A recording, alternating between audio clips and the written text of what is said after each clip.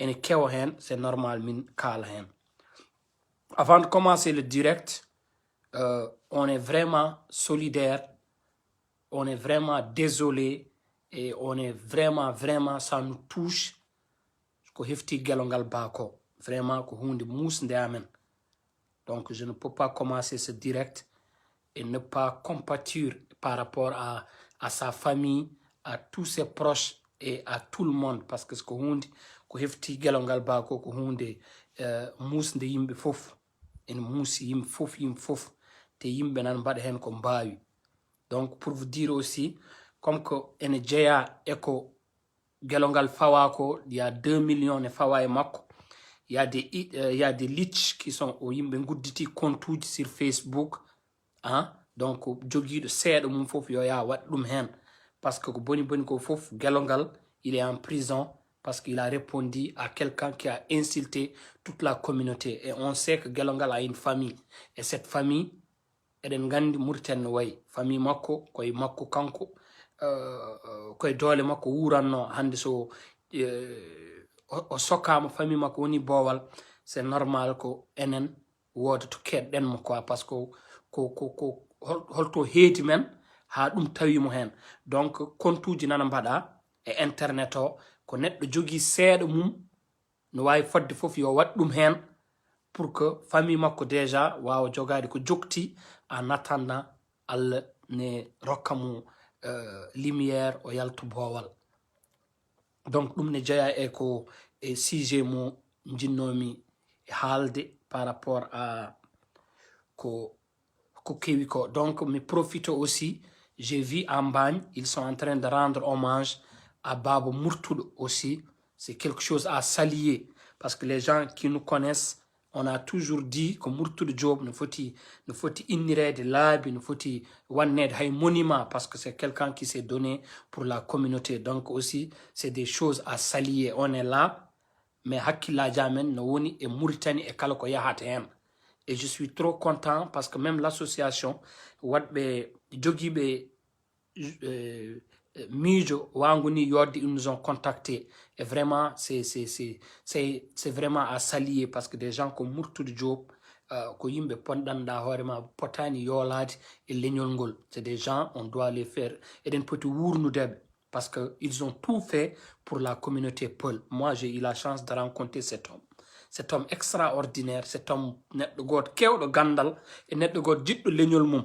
Donc je salue l'initiative des dañɓe initiative wadde balɗe tati pour rendre des hommages à Murtoud Diop. Maɓe créer aussi bibliothèque pour makko par rapport et bindi makko. Donc c'est très important.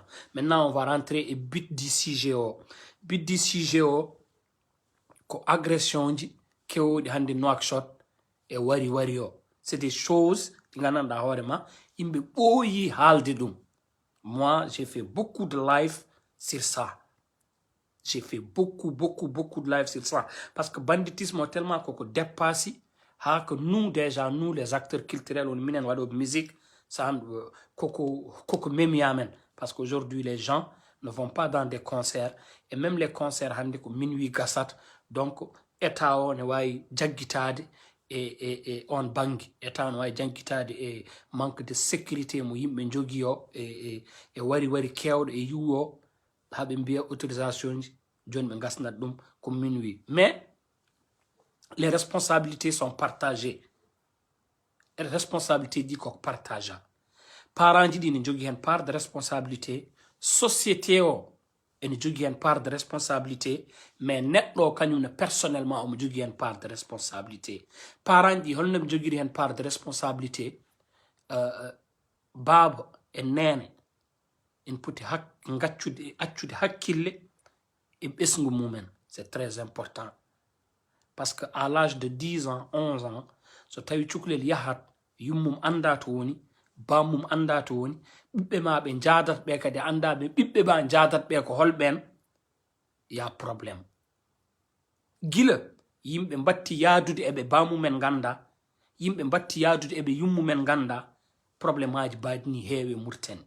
Et pourtant nous on a été jeunes min mawni ko Mauritanie, ɗon min mawni mais ko wayni hewan hay sen wodno ko 1 an une fois par 1 an nanta ɗum mais hande ko chaque 2 semaines nana neɗɗo yuwama laabi chaque 1 semaine nana neɗɗo agressama donc parents ji ɗi ne jogui hen part de responsabilité par ce que nden ɓiye kala mo yadata aɗa yiɗi andude mo ɓiye yadato ko hol yon hande ɓiye ne naata ne yalta a anda ɓe yadata ɓe ko holɓen et ça pose probléme nden ko yummiraɓe ɓe mbaddanno sukaɓe ɓe ha jaada moi j'ai des amis ɗi gandanɗa hoorema ko bammumen jaggi juuɗe mumen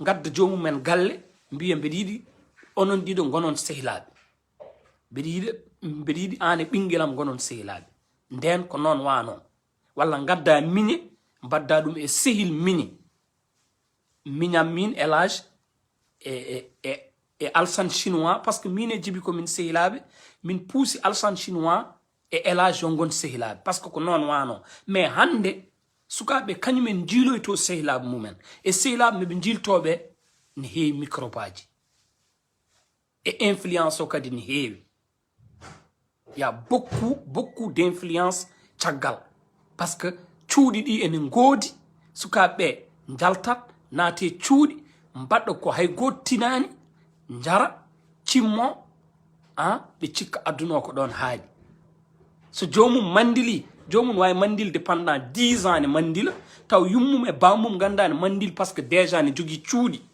te hunde fof kewat ko nder cuuɗi mabɓe la plupart des parents mande ɓe tinata sukaɓe nana mbaɗa bonandeji koma police yanta hen e autre chose woni holɗum gonda e ɓinguel ma e nder galle sagat so yonti ene sohla comci ene sohla paɗe ene sohla kala ko neɗɗo foti sohlude sagat so yonti ene sohla ɗum ɓiye wone galle aɗa ene ɓorno comci kesi te an aɗa yanana ɓiye liggotako dawata jippotako te a namdotako ɗum jamais ko heɓi ko to ummi ya probléme ɗum ene jeeya e probléme aji yimɓe jeeɓata jinnaɓe men tellement eɓe jiɗi men ɓe gullat tan so caɗele mbaɗi ɓe gullat tan ko so bone mbaɗi et puis ko ɓuuri hen musde neɗɗo yiwat tan komo yadata jamma e ñalawma c'est ce qui fait mal bebbe mbo mi salminima c'est ce ko ɓuuri musde hen ko yaadoɓe tan mbarodirata ça fait mal sa nani neɗɗo warama tan mbiyatɗa koye sehil mum wonduno pourquoi sehil makko ene yiwamo neɗɗo yiwta sehil mum sen wonde sago mum par ce que eɗen gandi ko woni valeur cehilagal eɗen gandi holko woni valeur cehila neɗɗo finata tan yiwo sehil mum sa natti wondude hakkille ma aɗa wawi wadde ka fotani wadde maintenant pourquoi nous eɗen mbasa wondude hakkillaji men enen pourquoi eɗen mbaɗa ko gandanɗa hoore ma ni itta men e hakkillaji men ha keɗen mbaɗa ken potani wadde ti trouve normal aɗa woni sagat mbiɗa koye beddo jibineɗa koye beddo mawnuɗa aɗa jogui koduji beddo yummiraɗo wirtoma ndiftoɗa téléphone mum non a wona bandi a wona guerrier nous on a grandi dans la rue minen min mawni ko 6e min mawni ko 5e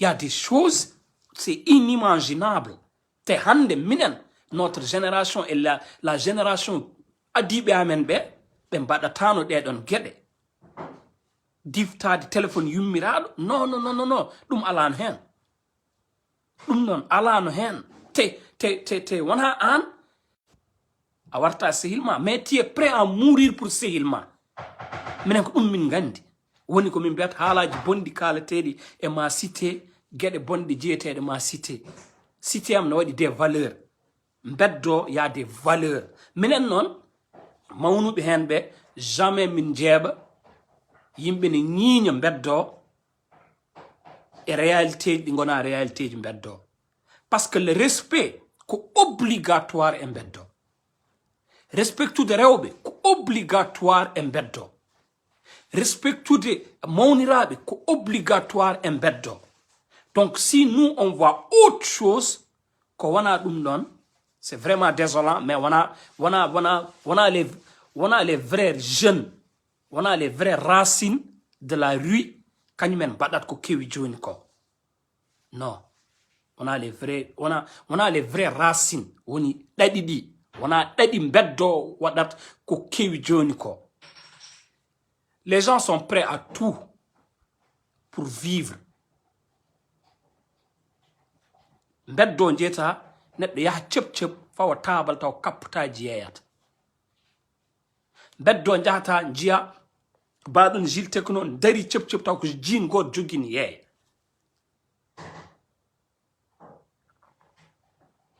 E ko neɗɗo boni ko fof, ko neɗɗo mandili ko fof, ko neɗɗo yari ko fof, so yi kecciɗomo on tat ko licite.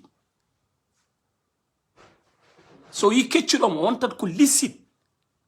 Minen non min gaccirno beddo. Ko neɗɗo mandili ko fof, ko neɗɗo yari ko fof, so yi kecciɗom on foti jogade reteni. Mais hande mandila han donka dara gidoda ƴettade ko mawni. Ça c'est pas la rue. La rue a des codes. Et celui qui se dit qu'il est un bandit, il respecte pas les codes de la rue. C'est pas un bandit, c'est un vagabond. Il faut que Diam certaines des choses. Il y a ce qu'on appelle vagabond et être bandit. Bandit, c'est celui qui fait tous les moyens pour réussir. On est bandit d'esprit.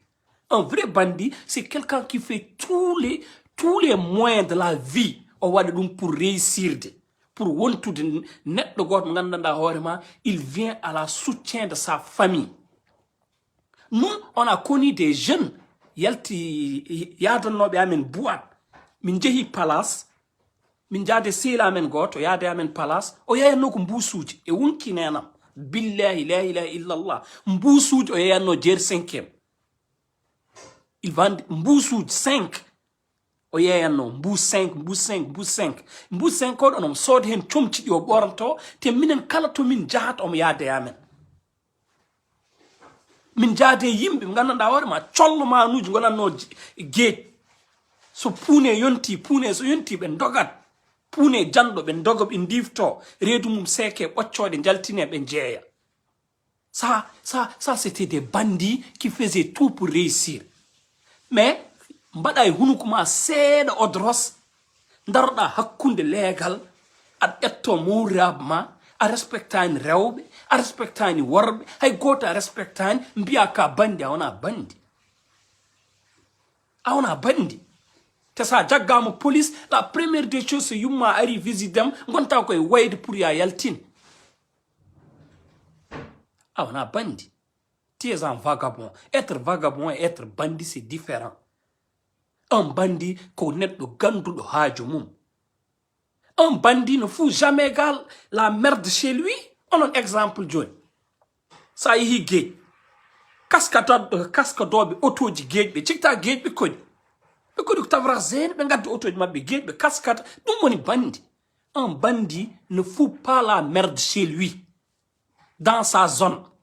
Bandi bonnata zone mum. Un bandit ne fout pas la merde dans sa zone.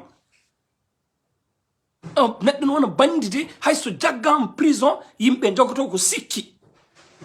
Est ce que ko wi'a wadi ko gonga. Nous on connaissait des gens. C'était des plus grands voleurs qui existaient au monde. Mais quand on njaga, yimbe legal fof jogot sikki woni wit non. O wadan de gede. O watta de gede. O wujjata. E orkde o mon kanko buri adun fo wonde gujjo. Mais zone mo woni on. Yimbe joge makko respect goto gananda hoorema a wawa wiide makko ko yimbe mbay jabde. Donc la jeunesse, il faut qu'il me gartir koye mumen. C'est vrai que les temps sont durs. Les temps sont trop durs. Et c'est dur pour tout le monde. Même nous, des gars à l'étranger, hein, c'est l'Eldorado. Les gens ont du mal à survivre. Ils ont des problèmes. Donc, on comprend que ça fait mal. Pina et Gallemon, hay Jimbo, so manque à sod. Ça fait mal au cœur, hein? On a tous vécu ça. Mais ça ne nous a pas poussé à faire des choses de min potane. What? Ça ne nous a pas poussé à faire des choses. Min kalden en police, qu'on ramasse. Ça ne nous a pas poussé à faire des choses de ngananda warma min potane wadde dum. En supposons handa ka dealer. Tous nos jeunes frères, sakitibe jagged et deal. Hakunde 10 ans, 15 ans, pia. Mais netto, quand vous faites une darde, hein, qu'on arrange tabou. Il y a des gens aujourd'hui que moi je connais, prison, parce qu'il y a des choses aussi, hein, où mais l'État ne peut pas tout faire. L'État wawa waddi hund fouf. Agas an a jangi. A ronki réussir et étidadima. Mon frère va apprendre un métier. Ya jango e métier.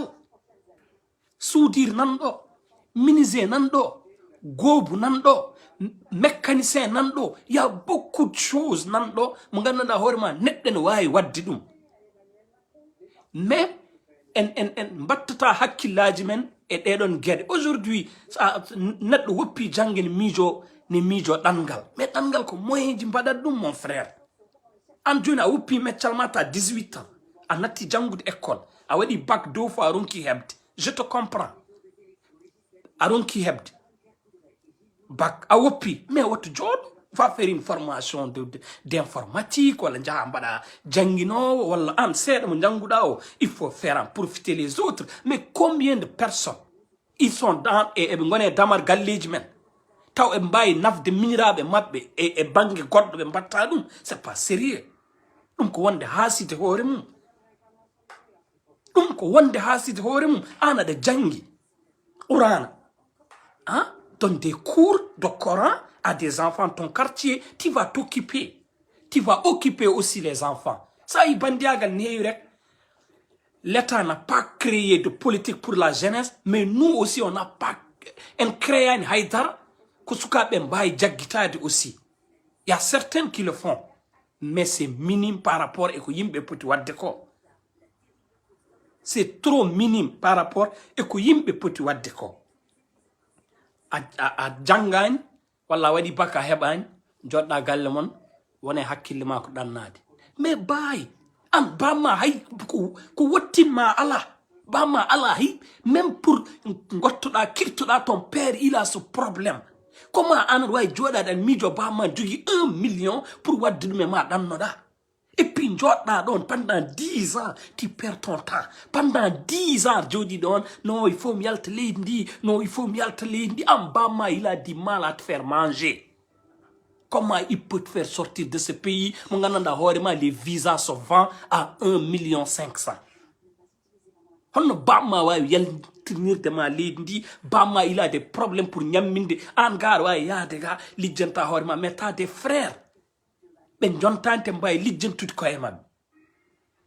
On Bama wa yel tenir dem il a même pas de quoi manger. Anadane gallo ça fait 10 ans 18 ans jodi même place halama fofunen il faut danno il faut danno il faut danno. Maintenant t'as perdu du temps. Bama yelti adun. A wawana hoorema te ko halpulereɓe tindi ɓe mbisa doole donki yo doole kebbo. Bamma yalti aduna. C'était à toi de venir soutenir tes frères et tes sœurs pendant 17 ans jodi andar bamma saha ga tikkana ɗum parce que ɗanninanima. Bamma kañum finat law ya liggoyo arta tawma ɗani même pas kadi ataye pour mbaɗnama ɗum ko probléme. Boy, il faut qu'il me calme gong. Mbeddo, il faut qu'il me calme gong. Chaque netto, quand il faut de l'enfant que sa mère, elle mérite, elle lui donne. Min, nena wawa tampudeyam e tampeyam ko fof. Min mi yiɗo wande ɓiɗɗo goɗɗo kadi tampinowo yummum e bange goɗɗo. Boy, tout le monde sait qu'on est fatigué. Yumira men ni tampi. jeeyat ko beñe jeeye fataye jeeye balbasik jeeye glace every day every time yummiraɓe men nan doga pour no gurduɗen enen. Maintenant le seul mérite que nous on a c'est warondirde hakkude men walla agresse de même sehilaɓe yummiraɓe men. Je vais vous raconter une histoire. Allah yoni kam seede ɓeɗa ummi galle suudu njaayi koppe amen goto ni wiye njaayi liggoto ko Médine 3 garmi ha juma ɗaɓɓarɗo neɗɗo goto yalti e juma o omo jogui laaɓi o fayeyam jamma hebde 2h 3h du matin o fayeyam omo jogui laaɓi o yetti rek o andit kam wi kam non o ko mara non ƴo sinno anditani kam t'imagine on sinno on jamma min est ce que mi ɗanima par ce que miijimi o joni alhamdulillah rabbil alamin o anditi kam mais sinno anditani kam walla o fottine neɗɗo goɗɗo mo anda juwa ɗum à cause téléphone bonna gurdam mum juwa neɗɗo mo gandanɗa hoorema yummum bammum mawnum miñum famille mumen fof yakari mumen koye mabɓe woni kanko ñamminat yummu makko ñamminat bam makko kanko jogui famille makko juwamo laaɓi o maaya à cause téléphone walla à cause de écouteur kanko joni o maayi. mais est ce que aɗa wawi rondade mette e ballal mo joguedeno yummu makko e bam makko e mawriram makko e sewruji makko est ce que an aɗa wawi lomtade ɗum ɗon à cause de écouteur walla téléphone. Or que cette personne est là en charge toute sa famille. Tottam téléphone tottani jaltina laabi juwa ɗum te ano sa wondi e sago ma a wonde hakkille ma hokkata miijade yaltinde laabi adi yo neɗɗo. Il faut que yimɓe gon lisin hakkille sinno waɗa pour yo mandil walla yo yar odros walla yo simmo yamba walla yo ƴakku poɗɗe Allah nde tagi yimɓe nde tagdat men e ɗum ɗon. ay enen holko tagde ɗen eɗen gandi ɗum enen fof eɗen ndesa rewɓe nous faisons des enfants ko tagat men wadde enfant ji ko Allah koko tagdi ɗum e men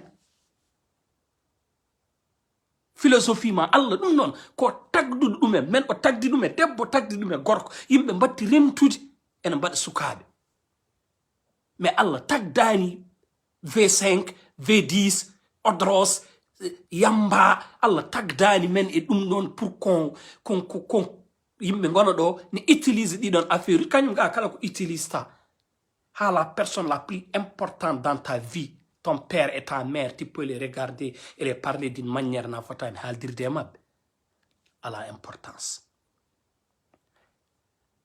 Neɗɗo mo jatta jamma e ñalowma la personne la plus proche de toi sa ƴakki poɗɗe a wawa andidemo aɗa wawi yiwdemo laaɓi pourquoi on va le faire?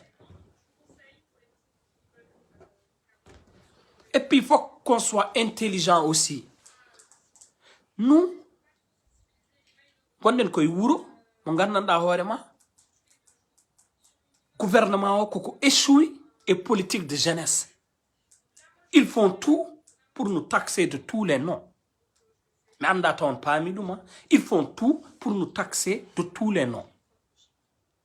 Daggiriɗa juin lelɗa 10 ans juin lelɗa 10 ans boy enen en di prison joni way woddude an neɗɗo mo wawa sodande ɓiɓɓe mum kaccitari mburu holno luwira taxine yaha en yaha caggal dara naim en yoɓa 1500 boy il faut jurmoɗen koye men il faut jurmoɗen jinnaɓe men il faut jurmoɗen entourage men boy bandiyagal sen wanno nafoore ya des gens ils vont pas décrocher holɓe jara hande cop gadda marlaji aɗa yeeye ɓe jaɓɓoma ɓe kaldema ɓe gaddanma client soodema o on ɓurma wonde bandi te adima wonde bandi mais am andi bandiyagal ala nafoore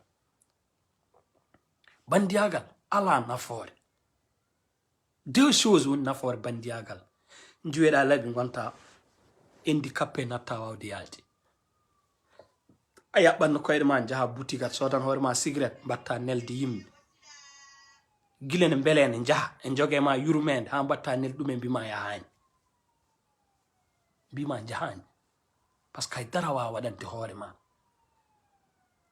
walla mbaɗa ka fotani wadde dépassama fotani dépassde bonno gurdam ma pour zéro hol perto an walla juweɗa walla juwa leloɗa perpète juwa neɗɗo maaya leloɗa perpète walla juweɗa maaya omo tampinta yumma bamma ala goɗɗum tampinɗa te enen yummiramen men e babiramen men ils ne ont pas fait ɓe gaddani men e oɗo monda pour que ɗen jogo ɗiɗo comportement ji non an a jibinama to poɗɗa jibinede a mawni to poɗɗa mawnude a heyɗani malgré les difficultés de la vie aɗa ñaama anda bamma to ittat malgré les difficultés de la vie aɗa ɓorno anda yumma to ittat nous on a vu des gens so leeɗe ɗe mbaɗi indi ɓe neldata ko booluji boy e wonkinenam leegal mon waɗa indi famille goto nelda bool to cuklel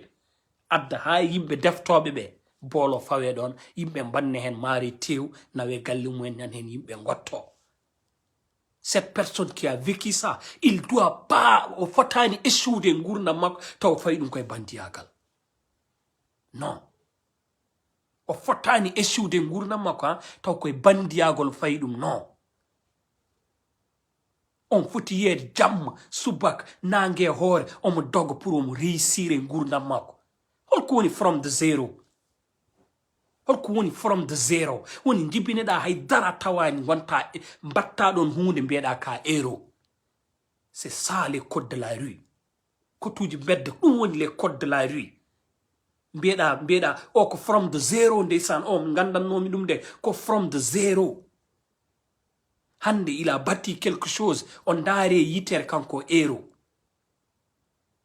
mais from the zero maya ɗon zero jibina ɓiɓɓe ɗon zero mawna ɗon zéro c'est pas une vie et puis nous enen e yummiramen e babiramen e mawramen on n'est pas fou eɗen gandi dañal ko Allah jogui dañal dañde être un multimilliardaire walla être un millionnaire ɗum ko Allah jogui ɗum neɗɗo jogaki ɗum ɗon gueɗe tati no woode aduna so neɗɗo andi ɗum tampata ka poɗɗo heccede ganda ɗum neɗɗo ma jibineɗa taw kañum heccuma ka poɗɗo heccude ganda ma neɗɗo jibini taw ko an hecci ɗum e arsugo ala jogiiɗo ɗum so wona Allah te neɗɗo avant mo maaya arsugo makko keɓo ɗum heddoto ko leela walla yaawa te neɗɗo kala ndew fini heddoto ko yimɓe ne keppi te yimɓe ɓe kamdintako mais neɗɗo kala nde pinɗa aɗa jogui arsugo ma ana fini aɗa selli ko arsugo hol finɓe ñawi ana fini Allah hokkima lootima fawi sajata ma juuli darɗe ma ɗiɗi subaka ko arsugo y a des gens ɓe min juulat keɓe leeli ana fini Allah hokkimo maaro walla hokkimo mburu mo kirtiɗa ko arsugo y a des gens nan pina ngala hay ko kacciti neɗɗo kala nde o fini heddoto ko enen yitere men ne yaaji ko jiɗɗen ko ne mawni te hay goto wawa weltinde ɓernde men même jomiraɗo tagɗo men o onene tagɗo men o omo waɗa men hunde fof de enen en jonaka ko waɗate men ko an holno pinirta aɗa selli aɗa juula aɗa ñaama aɗa yara aɗa wulla ko gullata sa yi hôpital jiya watteɓe rakkoraji ñaama sa yi hôpital jiya neɗɗo ne leeli taw woni koye juulde ana wawi yaade haajuma sehilma wawi noddudemo téléphone joni gummoɗa ɗo jaaha ƴeewoya ɗum aɗa jogui koyɗe holɓe gandanɗa hoorema ƴew puusuji jogui te murtani laabi ɗi moƴƴani eɓe puusuji mabɓe e leyɗele ɗe gandanɗa hoorema ponoje mabɓe mbawi nadde ha yetto hakkude ano ti néglige tout ça ko Allah hokkuma e cellal e nemam Allah hokkuma fof ala ko jogiɗa ko wiide Allah e ruttude ɗum sona yaltinde laabi darɗa hakkude tali mbiya kala jogiiɗo téléphone ka kefto téléphone mum te on jogui téléphone o no waɗi haw heɓi téléphone ni an aɗa wawi wadde ɗum keɓa téléphone casque ƴew neɗɗo warda neɗɗo à cause de casque neɗɗo waɗa casque a anda téléphone mo jogui nder o taw ko nebequ anda taw téléphone mo jogui anda ni taw ko leggal woni e nder poche mum mbara ɗum à cause de casque par ce que waɗi casque iPhone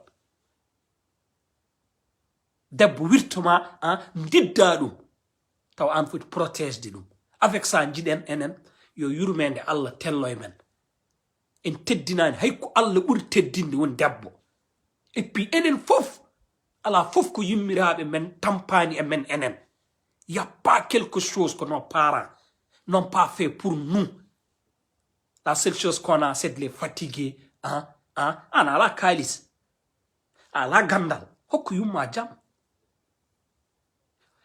babam noddumam téléphone mbimam babu wi quand même mbombe sohli duwaw parce qu'on mbaɗo concert France wi kam mar mbimam eyi wi kam aɗa jogui duwaw mbiyoma o wi jammo tan o wi jammo dokkuɗa kam o mi duwnimamo saabu jammo ɓolo billahi ni o wi kam o wi jammo dokkuɗa kam o mi duwnimamo juste saabu on jam ɓolo hay goto kalmisakimo mi meeɗa serdudema haare mi meeɗa arde police ɓe ɗi yiiloma par ce que a gujjuɗo mi meeɗa nandemo e gueɗe ñakkude fayide o wi mi duwnimamo sababu ɗum donc ganden enen parents ji men ɓe padane men mahanen ɓe étage uji ɓe padane men coodnen ɓe autoji par ce que kamɓe ɓe ngala ɗum kamɓe neɗɗo wawi ɓurde bammum mais neɗɗo wawa wonde bammum wawa wonde aɗa wawi ɓurde bamma jogade barke mais a wawa wonde bammum bamma ka tawani bamma ne fawi e leydi ko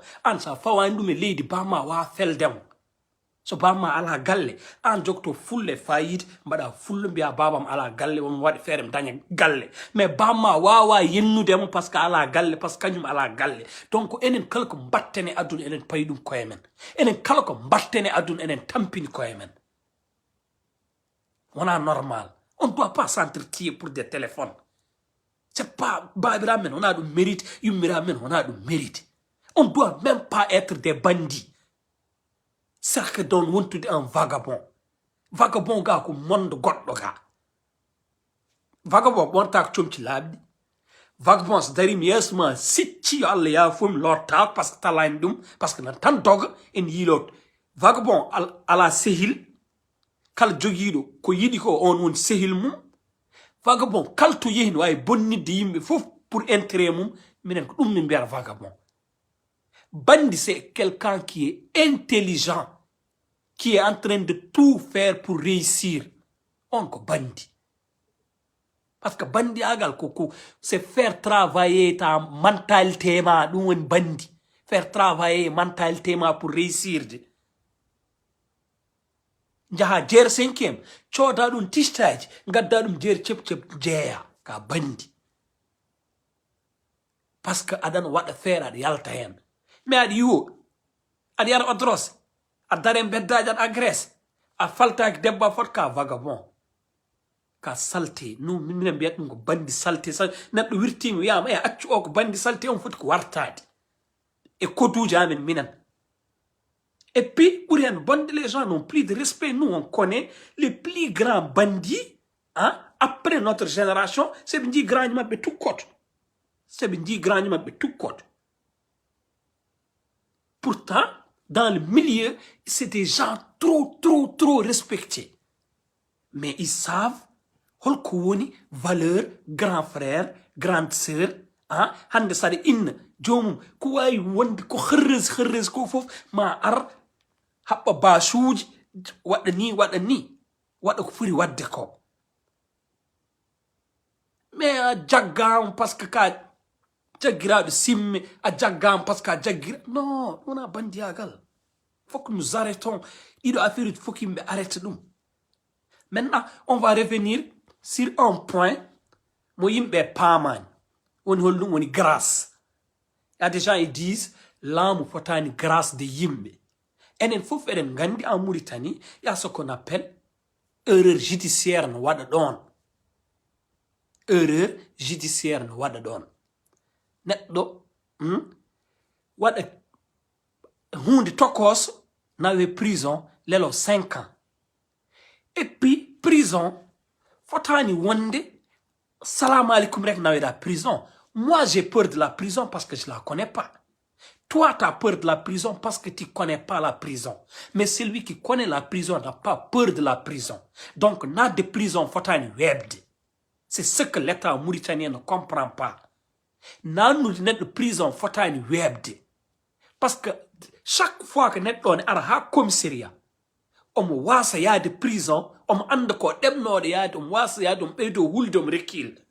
Mais ce net yi ha découvrir prison andi ko wondon andi nyama di yarat hay ko yilte der wuro ko nan der don.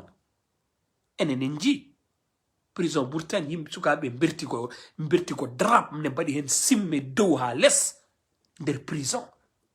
Donc so tawi kadi ko tagat mon jagga cuklel jaggira dum juin na wadum prison wal jaggira dum demi ver na wadum prison lelo don 10 ans taw kanyum so naati der jail simme ko don buri webde parce que nous on est ko der min goni parce que on est des banlieusards et on est fiers sukabe yimbe na mankire simme wuro wonbe jail le mbiabe do ko zain do nan fof nan do donc État fait que oustoudi assalamu alaikum tan nawone de prison parce que don kadi édikani ça ne fait qu'aggraver les choses. Salam alaikum dans la prison, malikum salam ça fait qu'aggraver les choses parce que prison kala mo anda dum ne huli dum kala gandudo dum waƴako dum donc et puis état kadi anda kadi neddo jogi de 18 ans dans une prison. Pourquoi on net de tchoukulen? What un délit mineur, what délit toxil. Un délit mineur na jer 5e ou don mango wala na jer 5e difto don kalbi. What un délit ko était délit mineur, what gedel toxil. Taw kadi kanyum ko tchoukulen. C'est la moindre des choses. C'est la moindre des choses qu'on donne au hulbine. Mais nanga tchoukule jogi 18 ans na wadum prison direct. Lelo 1 an. On a dit prison. À 18 ans, il connaît déjà la prison. So yalti, qu'est-ce que tu vas t'attendre et ngourna mako wada? Et puis, ton atido, o taïdon warbe, o taïdon viol, o taïdon wudjub, on me cause des mabbe. Il parle avec eux. Il les entend parler. On me far noradi. Non. Aussi adunoko, non. Un enfant, faut en avoir de prison le plus rapidement possible. Tchoukoulel hulbineti. Et en même temps, il y a une prison aussi. Il y a des prisons il y a des gens qui sont partis en prison. Ce pas des mauvaises personnes. Quand ils sortent, ce n'est pas l'appel de les rejeter. Wala de nyin debe, wala de douba debe au prison, non, au gars prison, non. Net en ya prison ta wiyan wadan net en ya prison yalta wonta net burdo wonde important in der société o ça existe no wodi net en ya prison arta wonta net burdo wonde important dans la société parce que o yehi o famille correction mako nafim kanyum na wedda prison pour corriger il y a certaines nja correction mumen nafu dumen il y a certaines nja correction mumen beydo bonno dumen mais surtout les enfants on doit les éviter la prison tchukulel foti ko éviter de prison parce que tchukulel ala dole arway haldu dem hala mbelka mbonna dum on sait vous savez ce que je dis mbonna dum Batadum debbo der prison. Tchukulel ala dole net wa utilise de dole mum kanyum burdum dole. Utilise dum bonne dum. Donc, tchukulel, on n'a pas le droit d'amener des enfants. Aujourd'hui, quand tu vas en prison, tu vas voir des mineurs là-bas et ça c'est pas normal. Wana normal. Prison gana da warma jogi 50 ans, jogi 18 ans, jogi 17 ans, jogi 16 ans, il faut nan dentine gonda même hangade. Même des gens, moi j'ai rencontré un jeune et voyage à Modo, hakilema ko wela ne fait, on m'a dit qu'il était en prison. On n'angirta net hakilmu wela na wadum prison. On n'angirta net hakilema ko wela ni o wandane hakilema ko nangam na en prison. Comment on peut déférer un fou? Comment on peut ramener un fou en prison? Oliana andi netdo, andi courage mum bimam hakil mum welan. nawmo docteur safroɓe sukku yimɓe ɓe cellani cafran, mais il ramène en prison. Il devient de plus en plus encore fou. Après au Yalt, il est dans la rue, c'est ses parents qui se fatiguent. La plupart des gens me disent combien de gens sont devenus fous en prison parce que ils méritent. Et pourtant, les vrais voleurs, les vrais dealers sont dans la société. Et bien, dans la société, on nous protège. Et bien, dans la société, on nous protège. Donc, mino ko dum don jinnom yewtidde mon, il faut que jeunesse femme que le banditisme à la hore à la lâche, comme on l'a dit, life game à la hore à la lâche. Fotani farnorede wana hunde de yimbe gandanɗa hoore ma ne poti hollirde ɗum. Et chaque personne doit comprendre l'enfant que sa mère elle mérite. Pour bandiagal usto, il faut que min mi wiya min mar nenam holen genre ɓiɗɗo mérite. Mi rokkamo min ɓiɗɗo mo mérite o mi wana min ɗum ɗon. On t'a pas dit de descendre le ciel. On t'a pas dit de faire ce que tu ne peux pas faire. Hay sinno ko wasde liɗɗi mbatta a dañ hen temdere a ƴetta nogas aɗa hokka yumma ko oɗon ɓiɗɗo yumma mérite a rokkimo ɓiɗɗo mo mérite o. Mais rokkumo jam kañum normalement otoɓe dog dow enen gandi yummo ne waye ɓiɗɗo. Personne ne peut neɗɗo sa jaggama police a nawama tribunal yumma arat. Hol bawɗo yiide yummiraɗo bawɗo darde ɓiyum ne wiya e tabal tas a fiyama 5 ans. On yummiraɗo on mamma ko uste makko ko hay goto wawa ruttinde ɗum e makko. Cellal makko ɗon e ɗon ustot. So wonduno e tension ɗon e ɗon tension makko monte. So wonduno e diabète o wonta concentrade e holno foti ñamirde il ɗon e ɗon fof pertat. So wondi crise cardiaque o maaye ɗon e ɗon. Est ce que yummo ne jari? Est ce que bandiyagal e téléphone e écouteur e yidde jiye kam est ce que ɗum ne jari ɗum? Est ce que ɗum ɗo fof en jari yumma ala ha tribunal piyeɗa 5 ans tension mum monte sen wonde crise cardiaque maaye yaha galle mum wonta ɗanade jamma parce que ɓiyum nan prison. Enen gandi yumma ne wayi e ɓiɗɗo ñamata yarta parce que anda no ɓiyum wurdi nder jeel wonta ɗanade finar ko pecce jamma mankire ɗoygol ne werta sajadi mum ne juula ne ñaago yo Allah yaltin ɓinguelam eto woni ɗo. Manque de sommeil oɗon mum pawta yumma o à cause dol ɗum. ñamata ha yalte mum ñamata so fawna bottede so nokki longue ɗiɗi hakkille mum wonaten est ce que ɓiyam nan ñaama haara. Ɓoye gartiren hakkillaji men dañal addude jarani ɗum fof kamdinoɗen e kala ko mbawɗen jogade sono heewi sen famdi kamdiɗuno heɗen hen par ce que ko heewi wodani koko Allah waɗi barke tan woodi.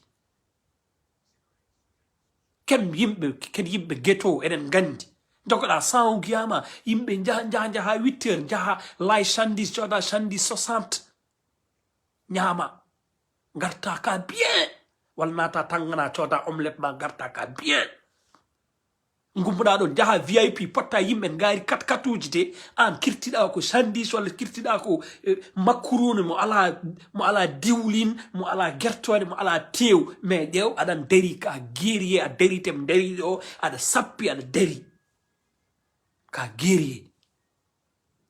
ɗum woni wonde guerrier, ɗum woni wonde bandi. Mais fawde jinnaɓe mum stress, fawde mawdiraɓe mum stress.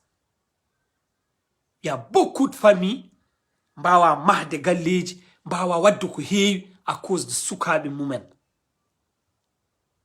an yumma e woni loyer bamma woni loyer an tampina jinnaɓe ma ils ont problème hay pour yobde loyer ji mumen an tampinaɓe aɗa yaha jeel. aɗa foti addanede bottede chaque jour, aɗa foti addanede hirande chaque jour. Taxi aller retour hay goto yarta koyɗe guila beddo ha jeel hay goto watta ɗum. Holto pawɗen ɗo? holto pawɗen ɗum gartiren hakkillaji men gartiren hakkillaji men jinnaɓe men 2022 nos parents ne méritent pas ça yummiraɓe men wona ɗum ɓe mérité men yummiraɓe men ne juulen koor cikton eɓe mbaasi andude dañal ko Allah jogii ɗum eɓe gandi dañal Allah tagat neɗɗo wiya o ko battowo multimilliardaire o ko liggutoɗo haw maayo daña tan ko ñaami o mo wuur haw maayo danca galle o mo wuur haw maayo dirnta oto o mo wuur haw maayo ko vélo jogoto o mo wuur haw maayo o yeer ko mbuusuji o mo wuur haw maayo o jogoto boutique kanko daro damal boutique o et puis kadi il faut que société ben acca néglige de yimɓe ɓe aussi parce que la plupart de ko yimɓe mbaɗate aduna ko négligence yimɓe waɗat ɗum sa wi aɗa resa neɗɗo est ce que mo jogui kaalis holto liggoto ɗum ɗi mentalité firti vous poussez les gens à hande yim fo jiɗ dañde no dañira fof ne moƴƴi par ce que hay pour ndesa probléme taw bamma nde resanno yumma nde hay mbuuɗo addani après jibi noon hen ɓinguel mbiya ɓinguel ma e goto resta ɗum sona joguiɗo kalis après vous poussez les gens à faire des choses qu'ils ne doivent pas faire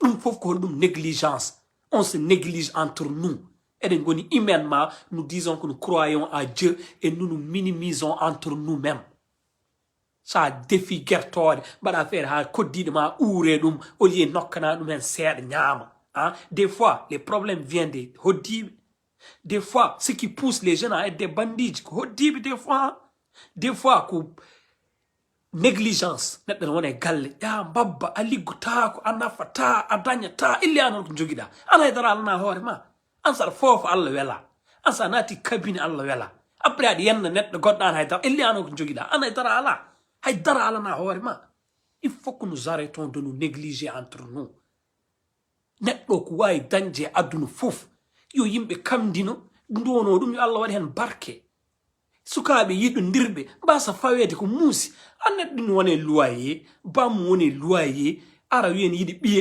mbiya ɗum yo addoy 300 000 yo addoy 400 000 yo addoy 500 000 taw ɓiye jamma e ñalawma ne ara ƴewde on jamma fof kamɓe gondat ana calculani ɗum ɗon mais ko jour mo yiɗi ɓiye rek jaltina matériel ɓiyam awa resde ɗum tawi ala kalis la personne qu'est ce qu'elle fait elle va les voler elle va faire quoi elle va les mentir parce qu'il ne veut pas perdre la personne qu'il aime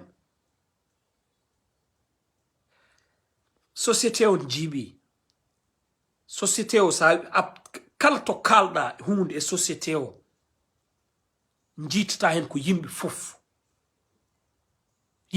jiitata nder hen yimɓe fof jiitata nder hen négligence yawdirde enɗam tasɗo ɓiye ne yaade neɗɗo on jogii aɗa yenna ɗum min mbeɗa yaade neyba Allah ne hokki ɗum min haydara mi ala nenam ne yenna kam kaari ɓurma kaari sonni yummum leeso kaari sonni yummum vélo kaari sonni yummum gertogal yeto kaari sonni yummum Allah arsuganimo ko sodani yumma ko leeso Allah arsuganimo ko sodani yumma ko gertogal min Allah arsigida kam nene ko codantumami leeso walla ko codantumami gertogal mais même les parents poussent aux jeunes de faire des choses qui hande yimɓe kalat ko haala agression e warodirde e mais la prostitution gonɗo Mauritanie o rewɓe yeeyoɓe koye mumen ko puusi ɗumen qu'est ce qui les pousse à tout ça la plupart ko jinnaɓe ɓe pustaɓe hen hol kuccita e ɓiye liggotako dawta jippotako mbiya ɗum hande janggude ɓe ɓawa janggude ɓe jogui yangue walla ɓe jogui inde ɓe sohli 20 000 ɓiye dawata boy sa wiyata sohli 20 000 ko jiɗɗa o yeehe hoore makko hokkuma ɓiye dawata ala liggey sa huccite ɓiye debbo a wiɗuma sohli 20 000 jiɗɗa ko yeeya hoore mum ko ɗum tan jiɗɗa après yeeya hoore mum janggo arta won en woni reedu te la première personne à crier a bonni gaccam a bonni yakaram cikta yimɓe ko ha ngaaɓi vont donner ta fille de l'argent every day ana ƴetta kalis a naw turuji ɓiye non yimɓe ndiwti o noon jaman yimɓe ndiwti o il faut que neɗɗo fof hamdino e ko Allah hokki ɗum ko il faut gusten négligence mo yimɓe jogdi hakkunde mumen sukaɓe so jiɗodiri yo balle ndesodira par ce que ɓe jiiɗi wadde koko Allah yiɗi hay goto wasa fawede ko wawa état o acca deferde sukaɓe ɓe gandanɗa hoorema ko yontuɓe janngude meccal walla ko yontuɓe yaade école mawɓe ɓe Allah arsiginani ɓe en goni nder men jiirenɓe ko Allah jogi seeɗa mo Allah hokkiɓe o ko ɗon Allah wawi hadde mabɓe mbasen ƴeewirdeɓe ɗum mbasen yennirdeɓe ɗum mbasen ñiñirdeɓe ɗum jinnaɓe ɓe kamɓe koye mabɓe kamɗino e seeɗa meɓe jogii ɓe gacca miñiraɓe men rewɓe ɓe mbaɗate hakkillaji mumen yo jaa gaddaniyaɓe kaalis par ce que debbo sa yiɗum yo addane kaalis mbiɗa ɗum taw dawata mbiɗa ɗum ko yo yeeye hoore mum e ganden kadi grâce il faut que wooda état il faut que chaque année so julde yonti wooda meɓe jaltini ɗum ko par ce que ya ce qu'on appelle erreur judiciaire no woodi on erreur judiciaire wawi sottade ɗum tan ko état ne gracie yimɓe e nder yimɓe meɓe graciat ɓe no waɗa yaltoɓe hen peewa donc grâce il faut que wooda il faut que julde indépendance état yaltina hen jeune uji an hande sa lelima 9 ans de ta vie état ko yaltinat keddora ɗum lewru keddora 2 semaines keddora 3 semaines état so yaltini so gracie neɗɗo potɗo lelade 9 ans lelima 1 an ɓe jaltini ɗum rek par ce que gouvernement woni e ko minen ji état meeɗa gracide aduna potɗo lelade 10 ans heddora 5 ans walla heddora 8 ans non état graciate keddoraɗo mois keddora 3 jours keddora 4 jours e ganden bandiyagal ala nafoore on va fatiguer nos parents bone yoni maaro e diwlin bone yoni courant e ndiyam bone yoni loyer eɓe ngala galleji ɓe so fawtama hen kadi nawde yiiloyade avocat fawtama hen kadi nawde bottade hirade jamma e ñalawma en ɓeydo tampinde jinnaɓe men te wona ɗum ɓe mérite wassalamu calminama ko haalaɗo koko moƴƴi hen ko lamɗo lamɓe o woni Allah ko haalaɗo ko fewani koko min neɗɗo mo timmani o Mar from Jammin Tekki on jarama